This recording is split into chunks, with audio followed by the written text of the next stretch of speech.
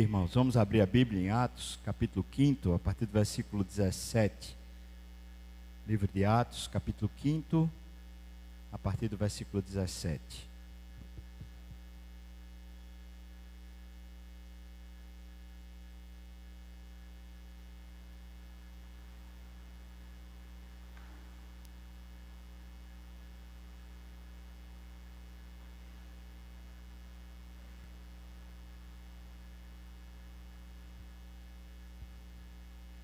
Atos, capítulo 5, a partir do versículo 17.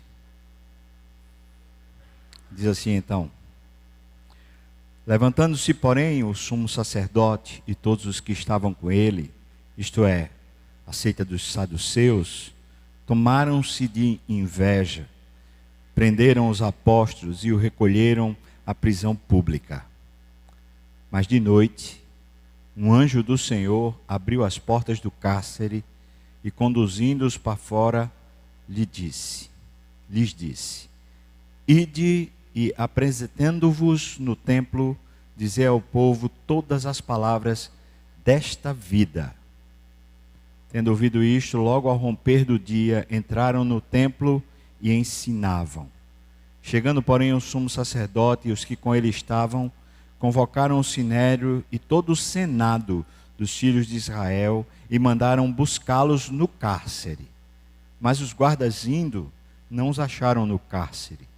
E tendo voltado, relataram, dizendo: achamos o cárcere fechado, com toda a segurança, e as sentinelas nos seus postos, junto às portas, mas abrindo-as, a ninguém encontramos dentro.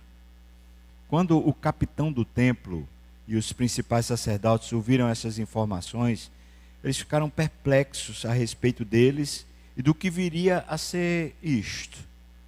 Nesse íntere, alguém chegou e lhes comunicou: eis que os homens que recolheste no cárcere estão lá no templo ensinando o povo.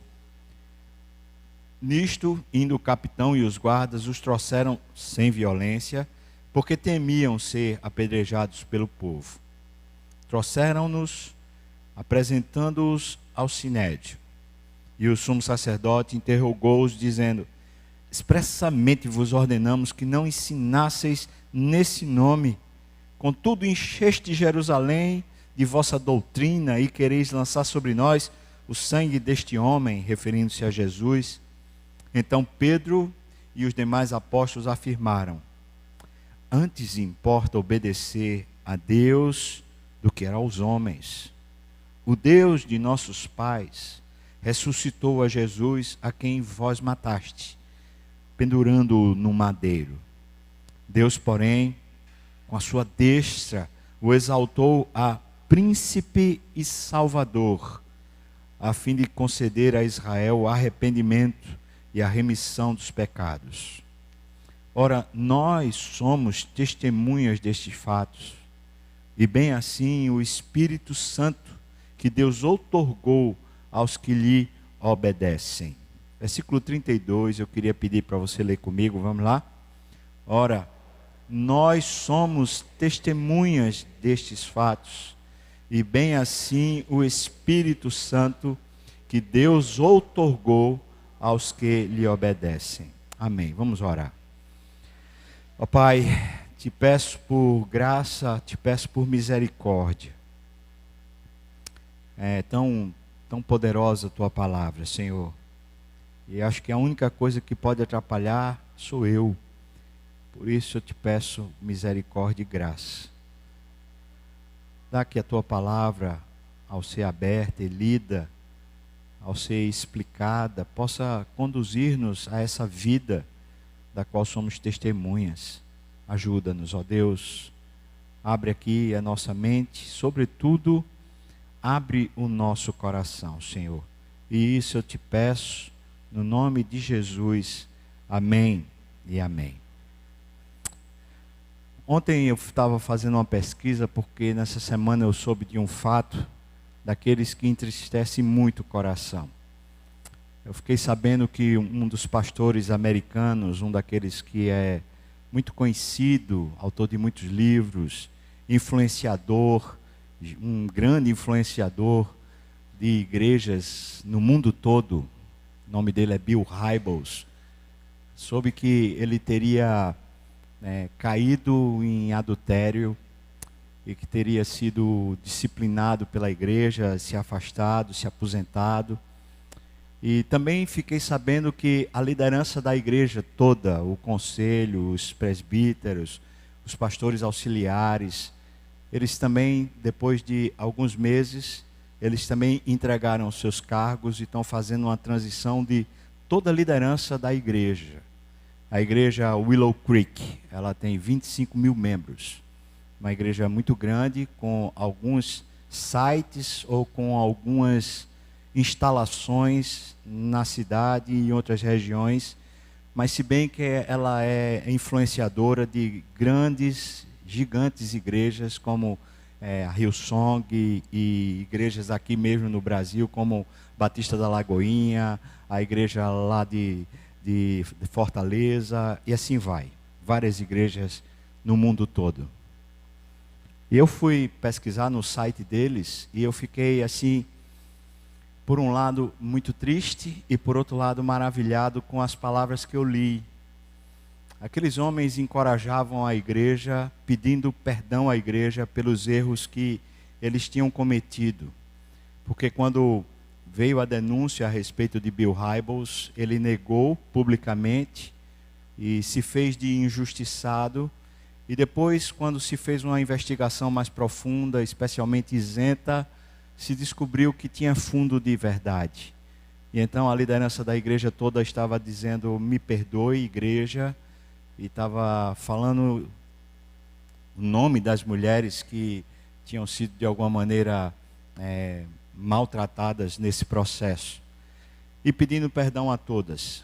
E eu fiquei assim tão maravilhado, por um lado, de ver como o poder de Deus é gigante, como Deus é suficiente para abençoar a igreja dele, para cuidar da igreja dele, para limpar a igreja dele. E, por favor, ninguém me entenda mal, não estou querendo falar mal do Bill Hybels, pelo contrário, ele abençoou muito e abençoa ainda hoje com seus livros escritos, com os seus sermões, com o Summit, que é um processo de requalificação global de liderança, especialmente lideranças de igreja.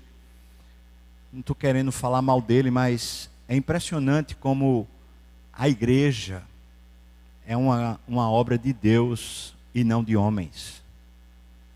Como, mesmo quando líderes se agigantam, se tornam assim aparentemente insubstituíveis, sendo eles, de certa forma, protagonistas de um movimento mundial, em caindo, em tropeçando, Deus é suficiente para abençoar, regenerar, limpar, promover saúde na vida da igreja. Eu estou falando isso, irmãos, porque eu queria tratar desse aspecto hoje pela manhã. Se tem uma das coisas que, acredito eu, o inimigo tem feito a gente desalentado também, além de Brasil, de governo, de instituições outras, eu tenho visto cada vez mais o povo de Deus desalentado também com a igreja. Tem crescido cada vez mais no coração dos crentes uma espécie de desânimo. Um desânimo com essa instituição chamada igreja. Perdido a alegria de participar, perdido a alegria de servir. E às vezes até mesmo entendendo muito mal o que significa igreja. E claro, parte desse desalento é por causa dos líderes que estão causando escândalos. Líderes que supostamente seriam imprescindíveis para a igreja e estão pecando, falhando e precisam ser corrigidos. Alguns reagem muito negativamente quando disciplinados, eles terminam por constituir uma nova igreja, um movimento paralelo e muitas vezes até ferindo a igreja, o que vem a ser muito lastimoso. Porque a igreja não é obra de homens. Eu sei que eu sou um líder muito pequeno e fraco no reino de Deus, e sei também que se por qualquer motivo eu venha a cair ou venha a falhar, eu sei muito bem que Deus há de cuidar da Igreja Presbiteriana das Graças, assim como Ele há de cuidar de cada um desses que aqui frequentam. Mas existe, óbvio, uma necessidade de cuidado com a saúde da igreja. Mas a saúde da igreja não pode ser um motivo que gere enfermidade no nosso coração. Ou seja, o fato de a gente querer que a igreja seja mais santa, mais abençoadora, querer que os líderes sejam melhores, também deem melhor testemunho, ao querer isso, a gente não deveria se desalentar com as coisas erradas, equivocadas que acontecem dentro da igreja. Isso quer dizer, irmãos, que a gente deve seguir numa jornada onde a gente vê a qualidade da igreja crescente, a vida espiritual da igreja crescente, mas por outro lado, o alvo não deveria ser esse. A gente não deveria ter como coração que a igreja seja melhor, mas a gente deveria ter no coração da gente que Cristo deveria habitar melhor em nós, que Deus deveria governar melhor a minha vida, a sua vida. O alvo da morte de Cristo na cruz não foi necessariamente para que a igreja como instituição fosse melhor, mas foi para que pessoas, tanto individualmente como também coletivamente, pessoas que fossem alcançadas pela salvação de Jesus, essas pessoas se tornassem testemunhas. E aqui está talvez o grande engodo que está atrapalhando demais a percepção da saúde da igreja. É que nós somos feitos testemunhas, não fomos feitos para dar testemunho. E existe uma essencial diferença entre ser testemunha e dar testemunho. Ser é uma qualificação do ego. Ser é a identidade. A psicologia usa isso como uma ferramenta para identificar o indivíduo, personalidade dele. O que a Bíblia diz lá em Atos 1, versículo 8, é: recebereis poder ao descer sobre vós o Espírito Santo. Quando o Espírito Santo desce sobre o indivíduo, o crente, no ato da sua conversão, no momento em que o próprio Deus, no seu Espírito, entra na nossa história e entra na nossa carne, nós somos transformados. Por isso ele diz: ao receber o Espírito, sereis, não dareis, mas sereis, sereis minhas testemunhas. E o ser e o meu, essas duas palavras estabelecem muito bem a qualificação do novo ente, da nova entidade que somos, essa superentidade que nos tornamos, esse ser diferenciado do que éramos. Antes nós vivíamos nos nossos delitos e pecados como maneira natural de agir. Hoje nós tropeçamos e pecamos, mas não é mais a maneira natural de agir.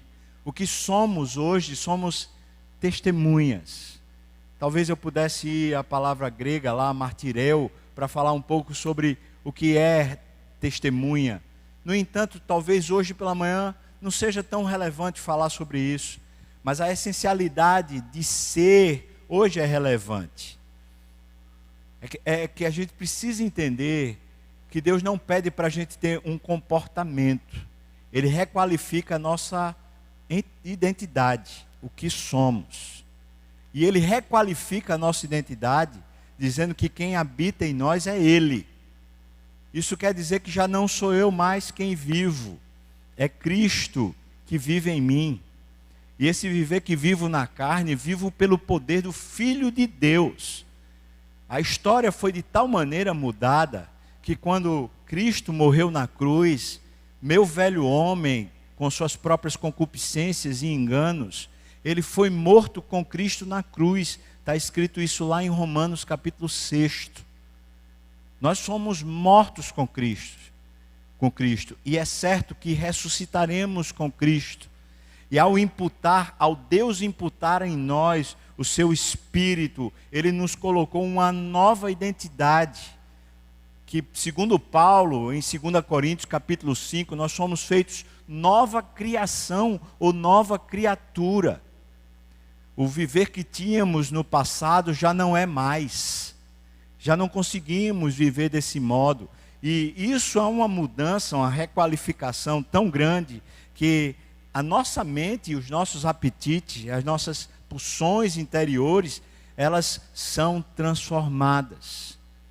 Isso significa que a gente vai reaprendendo a viver, não reaprendendo a se comportar, dar testemunho, mas reaprendendo a ser. É como se você tivesse passado por um reboot. É como se o seu disco rígido fosse formatado e agora foi colocado e instalado um novo programa. E agora quando você abre esse novo computador, essa nova vida, essa nova plataforma, você precisa aprender como funciona. E ao aprender como funciona, você descobre que o funcionamento desse novo ser não é a partir de você, não é a partir das suas próprias elucubrações, dos seus próprios desejos, dos seus próprios projetos. Esse novo ser criado em Cristo Jesus, ele funciona a partir do Espírito. O Espírito Santo não foi dado para nós apenas para opinar. Também não foi dado para nós para ser um déspota que simplesmente manda. Mas ele foi dado a nós para nos governar, para nos conduzir. E o que acontece é exatamente isso no livro de Atos. Eu peguei para pedir para o pessoal que está fazendo discipulado conosco lá, nas terças-feiras, eu pedi para eles fazerem uma tarefa ao longo desse mês. Que a cada semana, se fosse possível, eles lessem o livro de Atos. E eles procurassem duas coisas essenciais no livro de Atos. A primeira é quantas vezes eles conseguem ver que a palavra de Deus crescia. A palavra crescia, a palavra crescia. E a segunda questão essencial é quantas vezes eles conseguem ver, você consegue ver, que aquelas pessoas que andaram com Jesus, aqueles discípulos, deixaram de ser protagonistas da própria vida e passaram a ser testemunhas da vida de Deus. Essa é a grande diferença, deixamos de ser protagonistas, porque o nosso velho homem morreu, e agora nós somos a imagem de Deus. Nós somos requalificados. Significa que agora quem opera a nossa vida é Deus. E nós somos testemunhas. Nós conseguimos ver Deus agir no mundo. Nós conseguimos ouvir a voz de Deus no mundo. Nós conseguimos perceber a presença de Deus na história. Distintos do que éramos, porque éramos inimigos de Deus, nós éramos traidores de Deus, nós estávamos distantes, numa distância abissal de Deus. Hoje nós somos testemunhas, nós vemos Deus agir na terra, nós observamos o modus operandi de Deus em todas as coisas. Isso quer dizer que o Evangelho não é simplesmente uma maneira de eu saber, de eu conhecer, mas é uma maneira de eu viver e ver Cristo agindo na terra. O texto que a gente acabou de ler, ele está dentro de um contexto maior, depois que os discípulos, os apóstolos, fizeram um milagre na porta do templo chamada Formosa, de um homem que tinha 40 anos e ele era coxo. E depois que isso aconteceu, uma série de eventos passa a acontecer. Mas quando o evento acontece, Pedro e João fazem questão de dizer para aquele homem, assim como para todas as testemunhas do fato, de que eles estão observando um evento extraordinário, como é que esse homem ficou curado. e eles fazem questão de dizer assim: por que é que vocês estão olhando para nós como se pelo nosso próprio poder nós tivéssemos feito essas coisas? Mas foi a fé no nome de Jesus que fez esse homem andar. E então eles falam: não tem outro nome dado entre os homens na terra, pelo qual importa que os homens sejam salvos. Foi no nome de Jesus que esse homem foi curado. Quando eles estão usando essa expressão no livro de Atos, nome de Jesus, eles não estão usando uma espécie de xamanismo, uma espécie de bruxaria, onde eles evocam um talismã, evocam um nome, para que aquele nome faça as coisas acontecerem. Mas quando eles estão usando o nome de Jesus, é como se eles estivessem com um documento escrito por Deus e assinado por Jesus. O que eles estão dizendo é que nós hoje somos um documento, um projeto de Deus assinado por Jesus. Nós somos essas testemunhas que estão vendo o projeto de Deus acontecer na terra. O desfecho dessa história vai acontecendo onde primeiro eles são presos e são advertidos: olha, não falem mais de Jesus, porque vocês estão empestando Jerusalém. Os convertidos estão chegando a 5.000.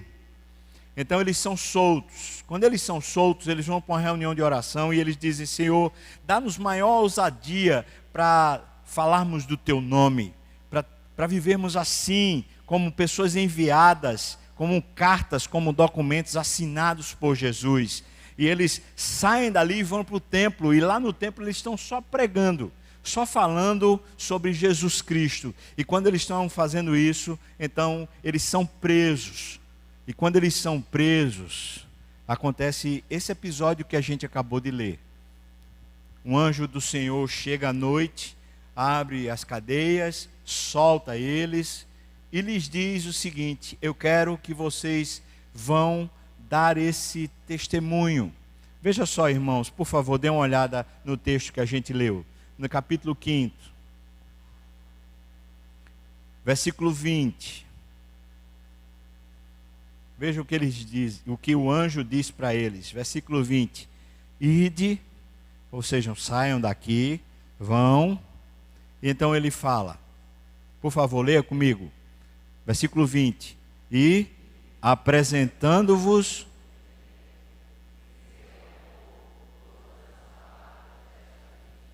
O que eles estão sendo recomendados a fazer? Duas expressões que me chamaram bastante atenção aqui. Ele diz, apresentando-vos. Essa expressão no grego significa, tomem o lugar de vocês na história. Tomem o lugar de vocês na história. E depois de dizer, apresentando-vos, ele diz, o que vocês têm para falar as coisas desta vida. Que vida?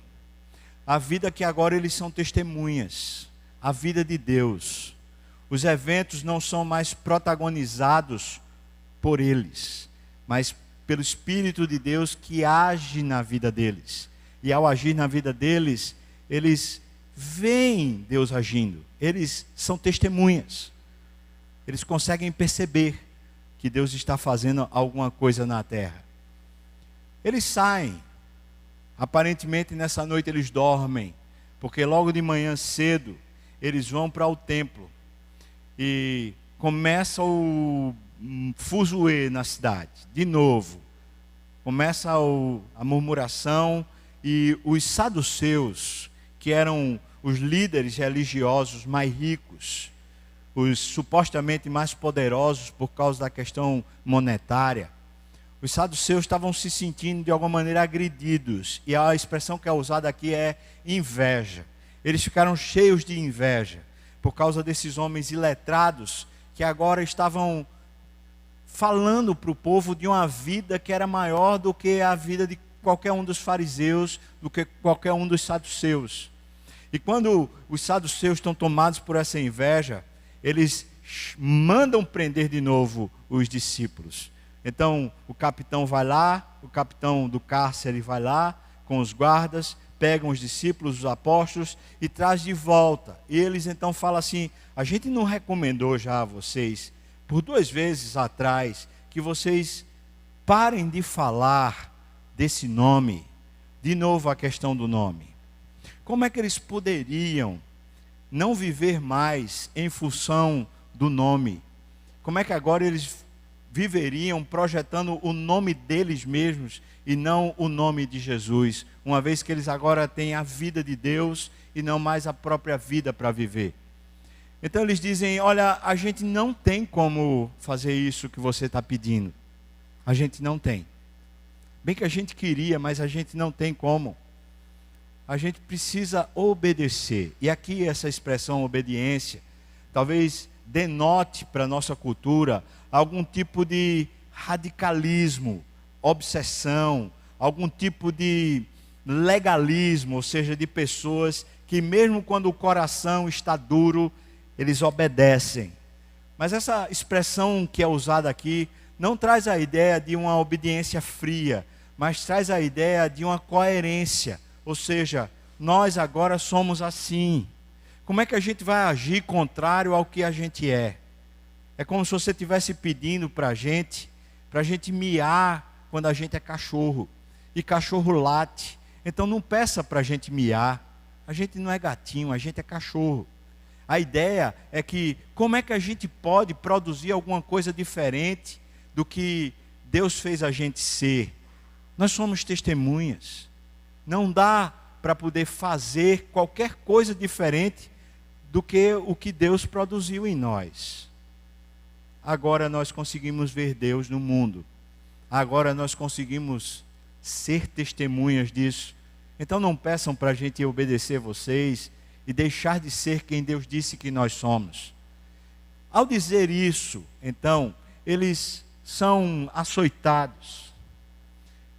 E ao serem açoitados, a gente encontra esse texto que eu achei assim tão poderoso na fala deles. Eles falam assim: Deus, porém, com a sua destra, com a mão de Deus, exaltou Jesus e o colocou nessa posição, príncipe e salvador. Eu vou falar um pouquinho sobre essa palavra príncipe daqui a pouco. E salvador, a fim de dar a Israel o arrependimento e dar a Israel a remissão de seus pecados.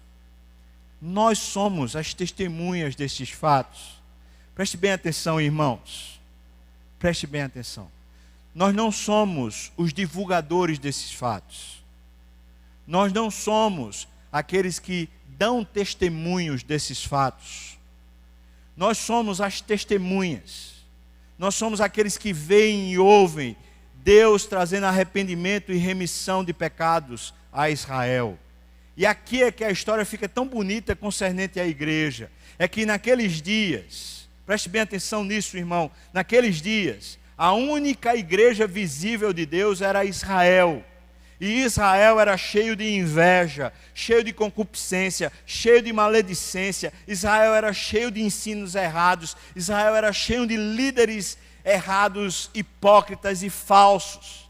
Ou seja, no tempo de Jesus e no tempo dos apóstolos, a igreja que os apóstolos conheceram era uma igreja cheia de problemas de toda ordem, mas eles dizem: nós somos testemunhas de que Deus veio trazer arrependimento e remissão de pecados. Nós somos testemunhas de que Jesus veio transformar e fazer uma nova realidade nessa terra. Os discípulos não estão preocupados com a saúde da igreja, eles estão preocupados em simplesmente ver o que Deus está fazendo na terra.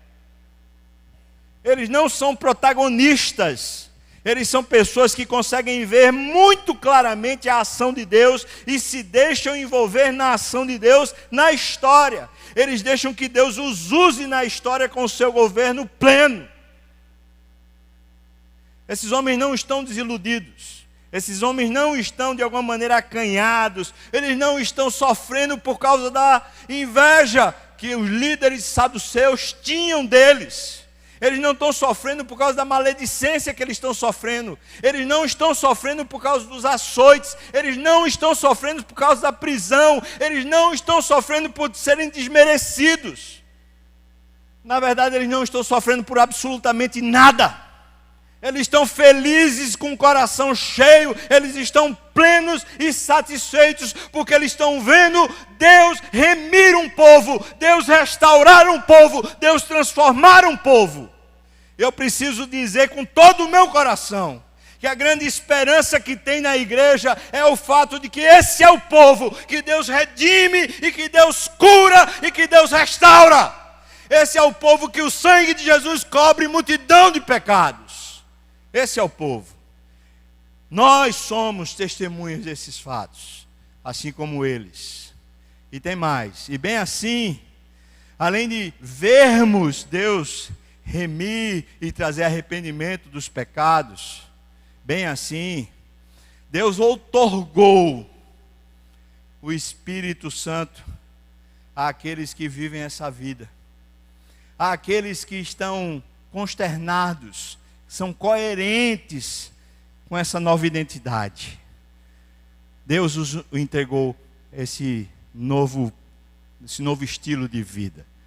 Essa palavra príncipe que é usada, quando ele fala que Deus colocou Jesus como príncipe e salvador, essa palavra príncipe, ela tem essa palavra no grego arquegos, e é tão interessante. Eu fiz uma pesquisa sobre a linha histórica dessa palavra, e talvez fosse traduzida como capitão, às vezes traduzido como soberano, traduzido como príncipe, traduzido como chefe, como líder que dá exemplo, é traduzido como alguém que está à frente, que está protagonizando. Essa é a ideia.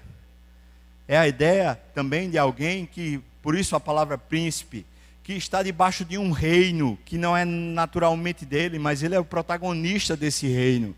Ele está dizendo que Deus colocou Jesus como protagonista da vida da igreja. Não os homens, mas Jesus como protagonista dessa vida. Então, preste atenção, Pedro liga Jesus à salvação da vida, como sendo esse protagonista. A salvação da sua vida vem pelo protagonismo de Jesus em você. Não vem pelo seu esforço, pela sua dedicação, pela sua conquista, pela sua preocupação, pelo seu zelo. A salvação vem pelo protagonismo de Jesus em você. Não há outro nome, não há outro Deus. Jesus é a forma exclusiva de ocorrer salvação na sua vida. Eu escolhi essa palavra forma para você entender talvez um pouco melhor. Porque se a gente usasse o único caminho, talvez cairia num jargão. Mas ele é a única forma, a única formatação de você ser salvo. Eu queria dizer em outras palavras o seguinte: se Cristo não vive em nós, não estamos salvos. Se não há a vida de Cristo em nós, nós não estamos salvos. Se a gente não pode dizer, já não sou eu quem vivo, é Cristo que vive em mim, nós não estamos salvos. Se ainda sou eu que estou operando a minha santidade, se ainda sou eu que estou operando o meu testemunho, se ainda sou eu que estou operando os meus relacionamentos, se ainda sou eu que estou operando o meu perdão, se ainda sou eu que estou operando a minha paciência, se ainda sou eu que estou operando a minha longanimidade, se ainda sou eu que estou operando a minha paz, a minha pacificação, se ainda sou eu que estou operando o meu amor, se ainda sou eu que estou operando o amor pela minha esposa, se ainda sou eu que estou operando o amor pelo meu filho, se ainda sou eu, não é Cristo que vive em mim. Eu queria dizer com todas as letras: não estou salvo. Não estou. Se não podemos dizer com verdade, já não sou eu quem vivo, é Cristo que vive em mim, ou seja, Ele se tornou protagonista da minha história, eu sou testemunho da vida dEle, eu posso ver Cristo agindo através de mim, agindo na história, eu posso ver. Se eu não posso dizer isso, então eu não sou salvo.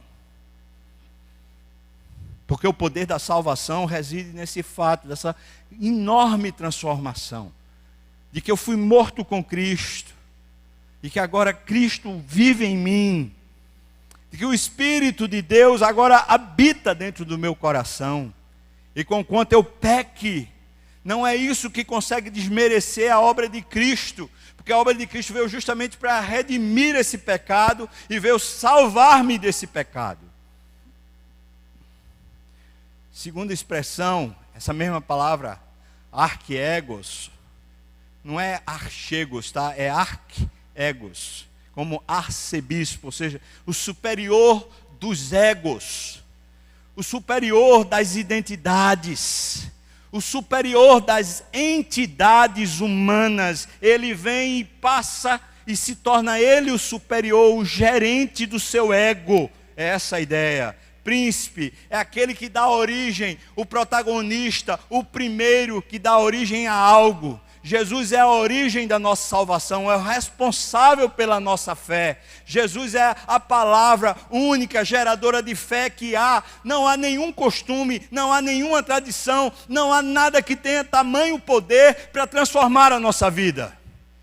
Não é a igreja que ensina você a ser crente, não é o discipulador que ensina você a ser crente. Essas coisas ajudam você a entender de forma visível o agir de Deus quando você vive no meio de testemunhas, de pessoas que foram transformadas pelo poder do Espírito. Mas o que faz você ser crente, o que faz você cheio do Espírito, o que faz você animado, o que faz você florescer, o que faz alguma coisa nova em você, é a vida de Deus que Ele plantou no seu coração.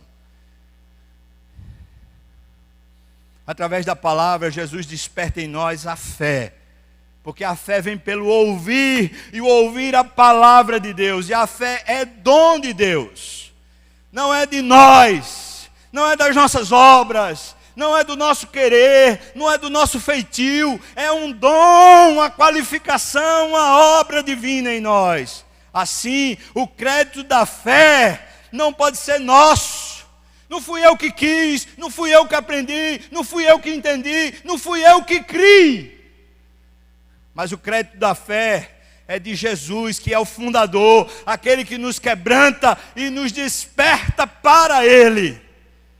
Terceiro lugar, essa mesma expressão, ela também é usada em outros textos do Novo Testamento. Eu escolhi um deles aqui, Atos 3,15, como autor da salvação. É traduzido como autor. Aqui a mesma palavra é traduzida como autor, está registrando Jesus como o criador da vida no sentido pleno da definição da vida. Isso quer dizer, aquele, como está aqui, aquele que começou a vida lá no Éden. No princípio era o Verbo, e o Verbo estava com Deus, e o Verbo era Deus. Nada do que foi feito sem Ele, porque Ele é o criador de tudo que há. Então Ele é esse Verbo. Adão e Eva, há milhares de anos atrás, até mesmo a definição de vida, essa vida quando você está cheio de depressão, quando você está cheio de crise, quando você está cheio de desânimo, quando você está desacreditado, Ele vem lá e traz uma força nova, um renovo, Ele traz uma restauração, Ele traz uma identidade nova, um ânimo novo para a sua vida. Então, desde o sentido bios, desde o sentido lá no começo, até o sentido dessa vida eterna, vida plena, vida abundante, vida qualificada, vida de alegria, em todos os sentidos, Jesus é o Senhor, o autor dessa vida. E essa palavra, arqueregos, pode ser traduzida como autor, autor da vida. Por isso os discípulos estão dizendo o seguinte para o Sinédrio, que pode mandar matá-los, como mandaram matar Jesus. Aquele Sinédrio composto pelas autoridades religiosas e pelos senadores, poderia mandar matá-los a qualquer momento. E eles estão dizendo, nós somos agora testemunhas. Se você tiver de matar alguém, mata quem está conduzindo a história. Porque nós não estamos mais escolhendo que história viver. Não estamos mais dizendo como será a nossa vida. Nós somos escolhidos. Nós somos amados. Nós somos preenchidos. Nós somos requalificados. A nossa vida agora pertence a Deus. Então não temos a mínima condição de dizer para vocês que vamos andar por esse caminho ou por aquele caminho. Nós simplesmente estamos sendo guiados por Deus. Se a gente entende diferente, recebereis poder ao descer sobre vós o Espírito Santo, e sereis minhas testemunhas, tanto em Jerusalém como em Judéia e Samaria, e até os confins da terra. Se a gente entende diferente, então certamente a gente entende fora da Bíblia. Não é um poder que você governa e manipula ele. Não é um poder apenas para você passar pelo tempo ruim, mas é um poder que lhe redefine, transformando toda a sua identidade. E você então não vive mais. Quem vive é Cristo em você. Isso é a igreja. Essa igreja que é regida por Cristo, que é o príncipe dela, é o autor da vida, é o arqueregos da igreja. É claro que Deus vai levantar líderes. Ele vai levantar Bill Hybels, ele vai levantar Billy Graham, ele vai levantar Hudson Taylor, ele vai levantar eu, vai levantar você. Mas ele vai levantar para nos fazer testemunhas. Nunca para a gente construir o nosso próprio reino. Nunca para a gente construir a nossa própria vontade. Ou para construir a nossa própria identidade no ministério. Para construir a nossa própria identidade e vontade na família. Nossa própria identidade e vontade no nosso trabalho lá fora. Ele vai levantar líderes para serem apenas testemunhas do príncipe, do autor da vida, do Salvador. Gente que está vendo e às vezes é até usada por Deus. O texto imediato anterior a esse que lemos conta que estava vindo multidões para serem curadas pelos apóstolos. E era de tal maneira isso que algumas pessoas doentes eram colocadas à beira do caminho, para que quando Pedro passasse, a sombra de Pedro pudesse curar essas pessoas. Eu fico imaginando que para aquela igreja, a vida dos apóstolos se tornara essencial. Mas eu digo para vocês, não se tornou. Pouco depois, você vai ver Tiago, um dos pilares da igreja, sendo morto. Um pouquinho antes de Tiago, você vai ver Estevão, um homem cheio de fé e do Espírito, sendo morto. E entre Tiago e Estevão, você vai ver um homem sendo salvo, chamado Paulo. E aí a gente pensa, não, depois que Paulo entra na história da igreja, é imprescindível a vida dele. Mas Paulo vai e diz aqui em Atos capítulo 20, em nada eu considero a minha vida preciosa para mim mesmo, contanto que eu complete a carreira que me foi proposta. Eu não tenho mais protagonismo, eu não tenho mais ideia, eu não tenho mais projeto pessoal. Tem uma proposta de Deus para mim. Tem uma vida de Deus para mim. Eu quero concluir, irmãos, esse sermão fazendo um desafio à igreja do Senhor Jesus. A começar pelos pastores dessa igreja, mas também pelos presbíteros, também pelos diáconos, pelos candidatos, pelos líderes de grupos pequenos, pelos líderes de cada segmento, de cada ministério. Que tal hoje a gente fazer, pelo menos espiritualmente, a gente fazer como a liderança da Willow Creek? Que tal hoje a gente entregar nossos cargos? Vou dizer melhor. Que tal hoje a gente entregar a nossa visão, os nossos sonhos, os nossos projetos de igreja? Que tal? Que tal hoje a gente dizer para Deus, Senhor Deus, pode fazer o que quiser. Eu já nem sei o que é melhor para a tua igreja, mas eu sei que o Senhor sabe. Eu quero ser testemunha, apenas testemunha do teu agir. Eu não preciso, Senhor, que a igreja seja mais sadia, com menos inveja, com menos falatório, com menos problema. Eu só preciso de uma coisa: ser testemunha do teu agir. Do Senhor que redime pessoas, do Senhor que traz arrependimento, do Senhor que faz as coisas acontecerem. Mas eu queria chamar você membro da igreja. Essa igreja tem passado por um evento há alguns anos que tem causado no meu coração uma espécie de inquietação.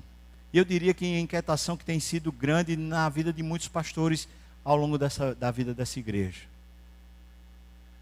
Pelos nossos cálculos do conselho, nós temos cerca de 700 pessoas que visitam essa igreja a cada domingo, que não são membros. A gente tem, em média, 2.000 pessoas passando pela igreja aos domingos e mais ou menos 1.300 membros. E isso tem, às vezes, gerado na gente, pastor, uma sensação horrível. A gente não sabe o nome, a gente não sabe de onde vem, nem para onde vai. A gente ouve uma pessoa aqui falando assim: rapaz, eu ouvi o sermão de Silas Malafaia e foi uma bênção. E essa mesma pessoa fala: eu ouvi também o sermão lá de Augusto Nicodemo e foi uma bênção. Eu falo assim: é doida. Só pode ser doida, porque a pessoa está ouvindo dois opostos, está dizendo que foi uma bênção. Provai de tudo e retendo o que é bom, é isso, irmão? Só se for. Eu falo assim: como é que a pessoa está ouvindo de Macedo e está dizendo que é uma bênção, e está ouvindo o púlpito dessa igreja e está dizendo que é uma bênção? Essa pessoa está com problema. Ela não conhece direito o evangelho, ela não conhece a mensagem. Ela está achando que é tudo igual. Sabe, nós temos aqui um pool de pessoas, um grupo de pessoas que frequentam, alguns são membros da igreja, que sinceramente parece para nós, líderes, eu estou falando aqui a partir de mim, tá? Como se fossem pessoas que querem só participar de um clube. Entram, assistem aqui, ali, vão embora, não querem ter ligação, não querem participar da vida, não querem conhecer Jesus, não querem amar Jesus. E aqui eu estou falando com todo mundo, eu estou falando com quem visita essa igreja.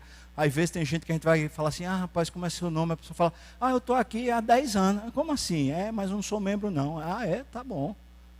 Tá bom, pode ser, você fica à vontade para ser. Mas é estranho.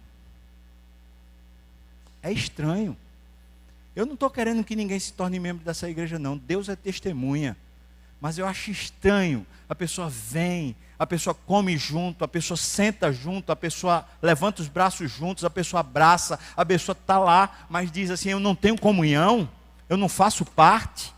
É estranho. É estranho. Mas sabe o que é estranho, irmãos? É que nós, membros da igreja, nós líderes da igreja, a começar em mim, parece que isso pouco importa. Parece que a gente não chega junto do desconhecido. É como se para a gente o desconhecido que está aí do lado para a gente passasse totalmente despercebido. O Celebração da Graça agora revelou para a gente um lado bonito da igreja, um lado muito feio. O lado bonito foi de servos que sofreram para entregar lá o ingresso, entregar lá a senha, sofreram às vezes afronta, gente que falou e isso, e aquilo outro. Por outro lado, mostrou um lado feio da igreja, gente cheia de ira, gente que o meu é mais importante, a minha opinião, a minha vez, o meu ingresso, o meu. Não o nosso, não nós, mas o meu. Estou chamando você, irmão, estou chamando a começar por mim. Estou chamando você, irmão, você que frequenta, você que é membro dessa igreja, você que não participa. Não está na hora de você dizer: já não sou eu mais quem vivo. Por isso eu estou entregando ao Senhor e dizendo: Senhor, por favor, conduza. Por favor, conduza. Conduza a minha vida, conduza a minha casa, conduza a igreja do Senhor Jesus. O que é que você acha? Vamos orar? Você topa, eu queria que você ficasse de pé, para a gente orar junto, dizendo isso: Senhor, por favor, conduza. Eu me arrependo, eu peço ao Senhor perdão, eu peço ao Senhor que me ajude, Pai. Mas conduza. E começa hoje, irmão. Olha para quem está do lado. Chama, acolhe. Tenta conduzir a pessoa para um grupo pequeno. Ajuda o outro a conhecer Jesus. Mas você também, você que é visitante também, se integre, participe. Você olhar para o lado aí, hoje eu estou de olho aberto, normalmente eu faço apelo e fico de olho fechado. Mas se eu olhar para o lado, eu não sei nem se tem alguém que está sentado. Tanta gente. Se Cristo operar em nós, o que vai acontecer conosco daqui a um mês? O que vai acontecer com Recife, quando 900 pessoas de uma só vez se levantam dizendo, Cristo, reine? O que vai acontecer lá no seu departamento público? O que é que vai acontecer lá no lugar onde você trabalha como servo? O que é que vai acontecer no seu relacionamento como mãe, como filho, como esposa, como marido? O que vai acontecer? Ó Deus, nós olhamos, Senhor, para o que esses apóstolos fizeram no passado, e nós ficamos assim tomados de um misto. Por um lado a gente fica assim espantado, olhando para eles como se eles fossem super-homens. E o outro lado, Senhor, é que a gente fica meio que com a inveja, achando que a gente é bem ridículo, bem pequeno em relação a eles. Mas hoje, Senhor, aqui diante de Ti, diante da Tua palavra exposta, as nossas entranhas também foram expostas. A nossa vergonha também foi mostrada. A diferença entre eles e a gente não é o material humano, mas é o poder do Espírito. E estamos aqui para te dizer isso, Pai. Nós queremos obedecer. Eu quero, Pai, obedecer. Eu não quero protagonizar essa igreja. Eu não quero protagonizar o conselho, nem protagonizar os relacionamentos da minha vida. Eu não quero ser o portador de nada. Eu quero simplesmente ser testemunha. Eu peço isso para os pastores da equipe pastoral. Que caiamos, Senhor Deus, do nosso orgulho. Que caiamos da nossa vaidade de achar que sabemos. Que sejamos meros servos, que estão prontos para servir e ouvir a Tua voz. Também eu te peço pelos presbíteros, que nenhum de nós, Senhor, entenda ou saiba o que é melhor para a Tua igreja, senão ouvindo a Tua voz, simplesmente nos rendamos ao Senhor. Que a junta diaconal dessa igreja seja de homens simplesmente servos, que estão simplesmente disponíveis para abençoar o Teu povo, para chegar junto do que está aflito, do que está capengando, do que está com problemas. Que eles cheguem, Senhor, e levantem e abençoem e tratem as causas sociais também. Peço pelos líderes de grupos pequenos que estão juntos de pessoas muitas vezes cheias de demandas. Que nenhum deles, Senhor Deus, fique sobrecarregado e tensionado, mas se sintam simplesmente privilegiados, Senhor, por terem o Teu Espírito e poderem pastorear o Teu povo com a excelência do Teu poder. Enche-os com o Teu poder, Pai.